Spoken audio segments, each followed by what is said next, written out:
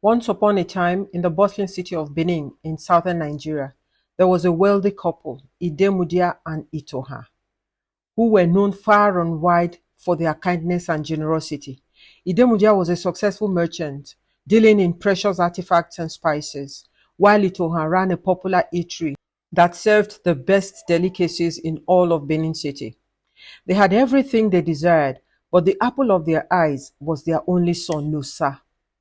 Nosa was a young, handsome man with a sharp mind, but his heart was wild and untamed. As a child, he had been the pride of the family, always eager to learn and quick to help. However, as he grew older, his demeanor changed. He became rebellious, refusing to follow the rules laid down by his parents. He began to associate with a rough crowd of boys, spending late nights at the local bars, getting involved in petty vices. The Idemudia household was soon plagued with frequent visits from the police, and the once respected couple became the subject of gossip and concern. Idemudia and Itoha, the parents, were heartbroken by the transformation of their beloved son. They tried everything to bring him back to the right path, hiring private tutors, sending him to best schools, even taking him to religious leaders for guidance. But nothing seemed to work. Nosa's behavior grew worse, and soon he became a terror in Benin. Stories of his exploits spread like wildfire. He had become a notorious bandit, feared by all. Desperate and ashamed, Idemudia and Itohan decided to send Nosa away. They reached out to Idemudia's brother, Obaro, a stern and disciplined military officer stationed. Please subscribe to this channel, like, share, and comment. In Kaduna. It was their last hope to save their son from a life of crime. Obaro agreed to take Nosa in, believing that a change of environment and strict military discipline could reform him.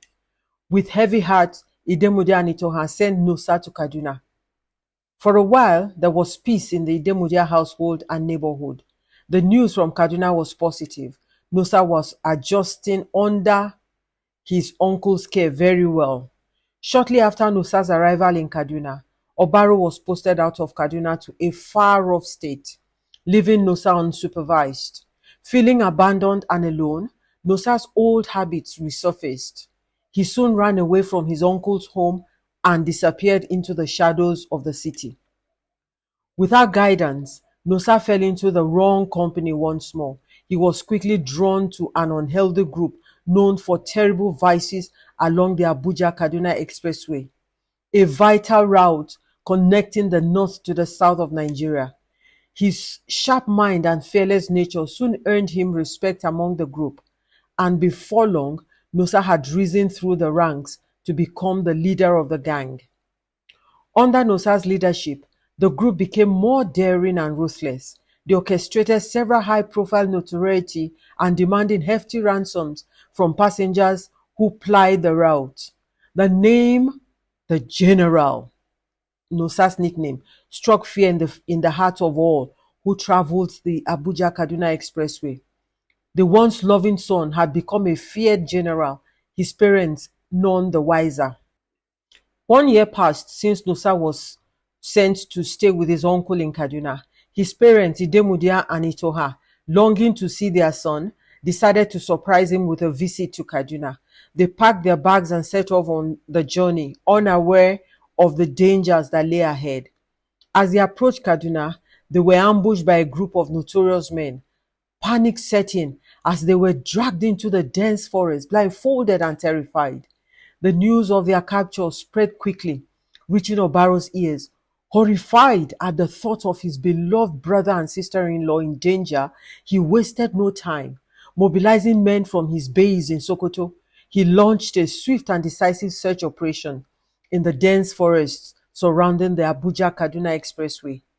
Days passed with no sign of the couple, but Obaro did not relent.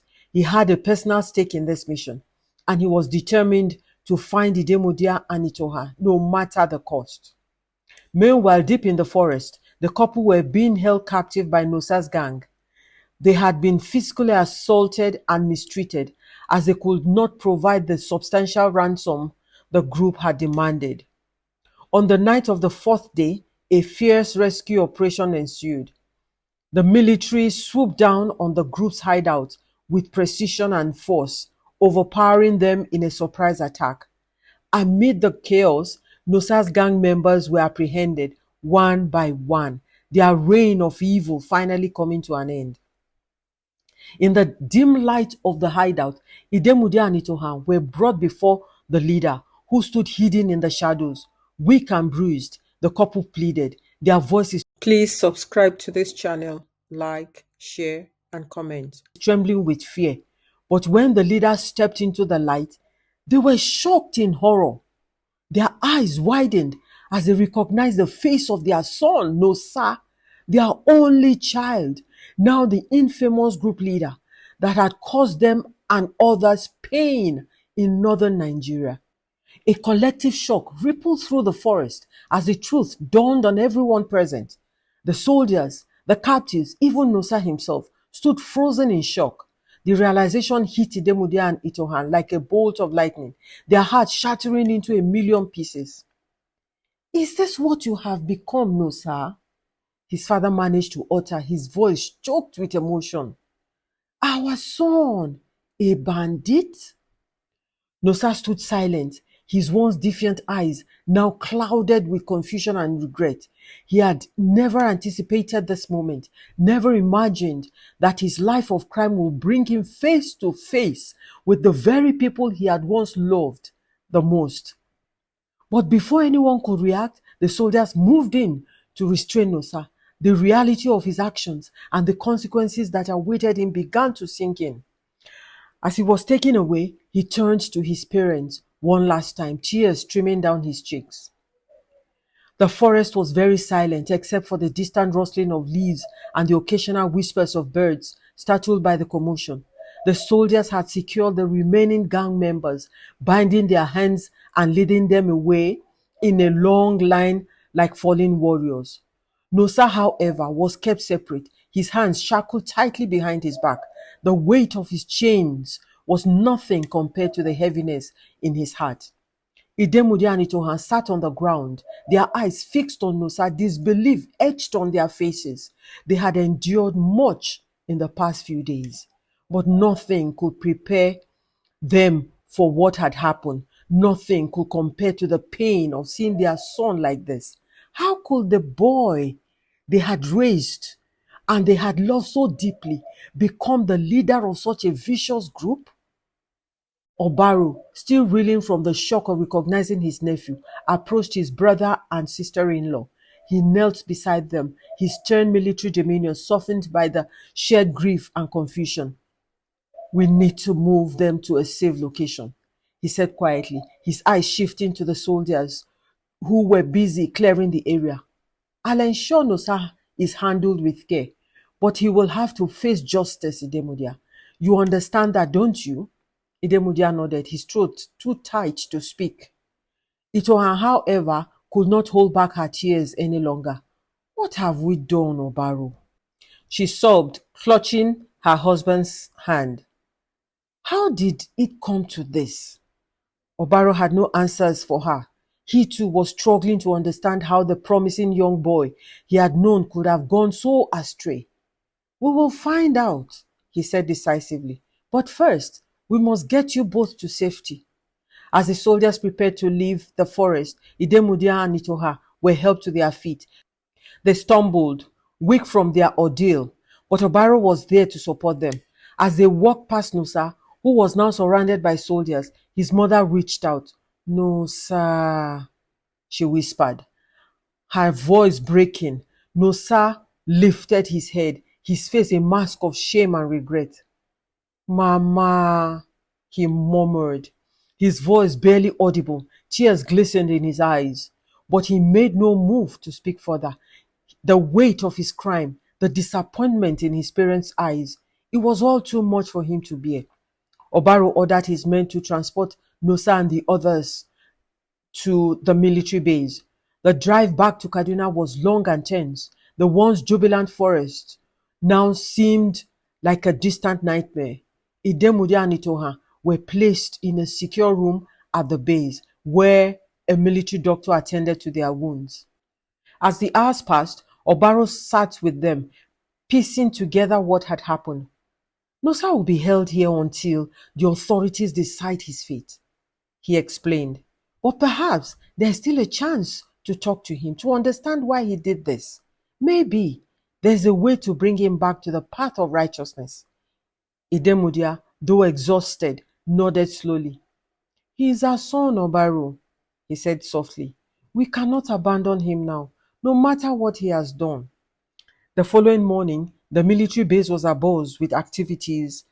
News of the infamous group's capture had spread like wildfire, and the soldiers were keen to see the faces of the men who had caused so much pain along the Abuja-Kaduna Expressway. Nosa was kept in a holding cell, heavily guarded by the soldiers, but Obaro arranged for a private meeting with his nephew. In a small interrogation room, Idemudia and Itohan sat across from Nosa, separated by a metal table. The tension in the room was palpable. Nosa sat with his head down, his wrist still bound in front of him. He couldn't bring himself to look at his parents. Obaro stood by the door, arms crossed. Nosa, he began, his voice firm but not unkind. Your parents are here. They want to speak with you. Nosa lifted up his head slowly, his eyes red and swollen from lack of sleep. He looked at his parents, his gaze filled with guilt and fear. I'm sorry, he whispered, his voice breaking. I never meant for any of this to happen. Itohan's eyes welled up with tears again. Nosa, why? She asked, her voice trembling. Why did you choose this life? We tried everything to help you, to guide you, but you turned away from us. Why? Nosa's shoulders slumped, and for a moment he seemed like the young boy they had once known, lost and scared. I don't know, Mama, he said quietly. I was angry. I felt I did not belong. When Uncle Obaro left, I felt abandoned. I fell in with the wrong crowd, and then it was too late. Idemudia, his father, leaned forward, his voice firm but full of sorrow. No, sir. We sent you to Kaduna to give you a fresh start. We wanted you to learn discipline, to find a purpose, but you ran away. You chose this path. You made these choices. Nosa looked down at his hands, the weight of his father's words pressing down on him.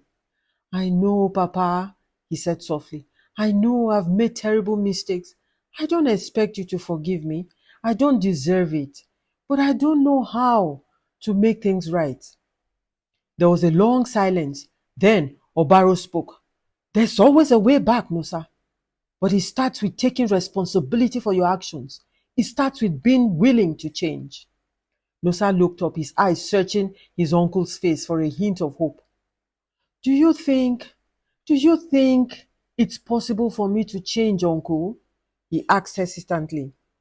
Obaro nodded slowly. It's possible, Nosa. But it won't be easy. You'll have to face the consequences of what you have done. You'll have to make amends, and it will take time. He reached across the table, his hand resting on his son's. We are here, Nosa, he said softly. We will help you. If you are willing to help yourself, we are your family. We won't give up on you. Nosa felt a flicker of hope ignite in his chest, a small light in the darkness that had consumed his life for so long. For the first time in a long time, he allowed himself to believe that maybe, just maybe, there was a way back from the abyss. Weeks passed, and the Idemudia family remained at the base in Kaduna. Nosa was kept under strict watch, awaiting trial for his crimes. The news of his capture and the revelation that he was the son of a respected family from Benin City had spread across the nation, causing a media frenzy. Journalists and onlookers speculated on how much a fall from grace could happen, and the Idemudia family name was on every lips. One day, Obaro entered the room where the family was gathered. He looked at Nosa with a mixture of sternness and compassion. Nosa, he said, I've spoken with the authorities. Given the circumstances and the fact that you've shown willingness to cooperate, there's a possibility that your sentence could be reduced. But you must prove that you are sincere in wanting to change. Nosa nodded, his eyes filled with a mixture of fear and determination. What do I need to do, uncle? He asked. Obaro took a deep breath. There's a rehabilitation program run by the military for young offenders like you. It's tough, but it's designed to help people rebuild their lives. If you are accepted, it will be a chance for you to learn discipline, to understand the values of life, and to make amends for what you've done. It won't be easy, and it won't be a way to escape punishment, but it could be a way to start anew. Nosa looked at his parents. They were both watching him closely. Please subscribe to this channel, like, share, and comment. Expressions filled with a mixture of hope and concern. I want to try, Nosa said quietly. I want to make things right. I know I can't undo what I have done, but I want to find a way to be better, to be someone you can be proud of again. His mother's eyes filled with tears. Oh, Nosa, she whispered. All we've ever wanted was for you to be happy, to live a good life.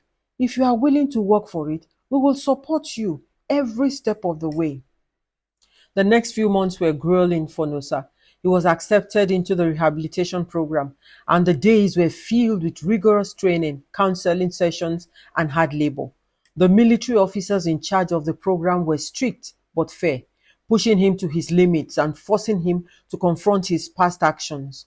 Nosa struggled, but he was determined to prove to himself and to his family that he could change. During this time, his parents remained in Kaduna, attending to every family counseling session and supporting their son's efforts. Obaro visited regularly, offering guidance and encouragement, but also reminding Nosa that true change will require dedication and sacrifice. On the day of his release, his parents and Obaro were there, waiting for him outside the military base. As Nosa stepped out, the sunlight hit his face, and for the first time in years, he felt a Please subscribe to this channel, like, share, and comment. Sense of hope and renewal. He walked towards his family, his steps slow but steady. His mother rushed forward, embracing him tightly, tears streaming down her face. Welcome back, my son, she whispered, her voice filled with emotion. His father joined the embrace, his eyes wet with tears. We're proud of you, Nosa, he said softly. Not because of what you've done in the past, but because of the man you're choosing to become now. Nosa fell to his knees, his heart filled with respect and love for his parents. Obaro placed a firm hand on Nosa's shoulders. You have a long road ahead of you, Nosa, he said, but you've taken the first step. Remember, redemption is a journey, not a destination. Keep moving forward and never forget where you come from.